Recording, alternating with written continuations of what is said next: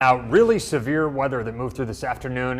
We're good to go now, but we got a few more things to talk about. Well, it's been a rough day around here. Tomorrow looks like another impact day, but it will be different places that get the storms. You can tell by the sky right now that things have calmed down significantly and cooled down too. It's 76 in Birmingham.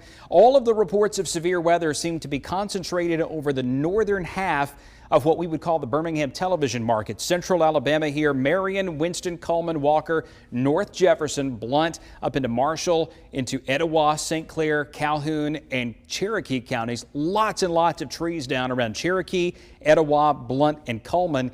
And I think some of the damage around Coleman may be some of the worst that we have seen throughout the entire summer so far, with windows blown out, trees down on buildings and homes. It was just a rough afternoon across north central Alabama. Good news, our severe thunderstorm watch has been canceled early. It was set to expire at 7 o'clock, and now that we don't have any other advisories, you can effectively say the alert day is over. But catch your breath, because here come more storms. Tomorrow and Wednesday, both impact days, and both of the timelines look similar. I think it's late morning through early afternoon when we're watching for potentially strong thunderstorms, maybe a few severe storms. They will be heavy, whether they're severe or not. Wind gusts could go higher than 40 miles per hour, a lot of lightning, and because so many places have seen 2 or 3 inches of rain in the last couple of days, some localized flooding is possible in those areas where rain continues to pass over the same spot multiple times. Well, let's go back in time to 6 o'clock this morning. It was 78 in Birmingham. If you were out early today, you could feel it in the air. Southwest wind. We don't normally have that in August. Southwest wind, high humidity, temperatures in the 70s, and then a complex of thunderstorms over Arkansas that moved across north and central Alabama, leaving a pool of cooler air. Sometimes we refer to this simply as the cold pool, or a small scale area of high pressure where cool, dense air has started to spread out, and there's a miniature cool front.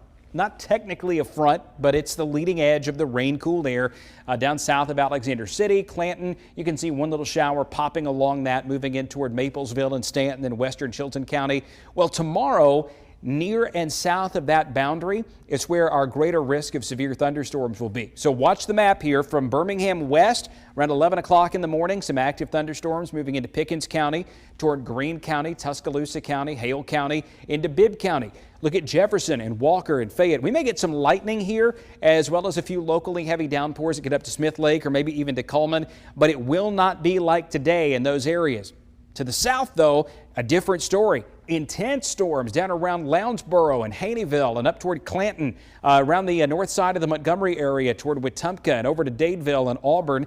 Those storms move out, and then we're going to do this again on Wednesday. So Tuesday's main risk is primarily south of Birmingham, from around Eutaw to Greensboro, Centerville over to Clanton and Rockford. On Wednesday, we see that initial round of thunderstorms come in from the northwest and move through the Birmingham area in the afternoon and early evening. Storms in tonight. We're cloudy tomorrow morning, only getting into the mid-80s tomorrow afternoon, and it is another impact day because some of those storms could be severe. They just won't likely hit the same places that they hit today. Wednesday, more widespread severe storms. They thin out some Thursday and Friday, but we still have some big-time August storms all the way into the weekend. Sherry? She's back next at 6:30. Simone Biles wins in her return to gymnastics.